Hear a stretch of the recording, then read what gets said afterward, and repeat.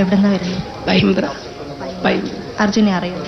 ഇല്ല, ഈ അപകടം പറ്റിയതിന് ശേഷം അറിയുള്ളൂ, അല്ലാതെ അറിയില്ല. നേരത്തെ എത്തിയല്ലേ ഒരു നോക്ക് കാണാൻ വേണ്ടി? നേരത്തെ ഇന്നലെ വന്നിട്ടുണ്ടായിരുന്നു, ഇന്നിപ്പോൾ ഒരു 5 മണിയാകുമ്പോൾ വന്നിട്ടുണ്ടായിരുന്നു.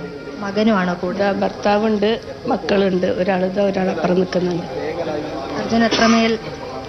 അർജുൻ അത്രമേൽ നമ്മൾക്കൊക്കെ ഉള്ളിൽ അല്ലെങ്കിൽ നമ്മുടെയൊക്കെ മനസ്സിൽ കയറി കൂടിയല്ലേ?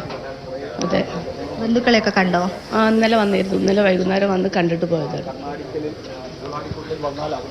പൂജ, നമുക്ക് കാണാൻ സാധിക്കുന്നത് ഇപ്പോൾ ഇവിടെ അടുത്ത് തന്നെയാണ്, പൈമ്പ്ര സ്വദേശികളാണ്. അർജുന ഒരു നോക്ക് പോലും നേരെ കണ്ടിട്ടില്ല മുൻപ്.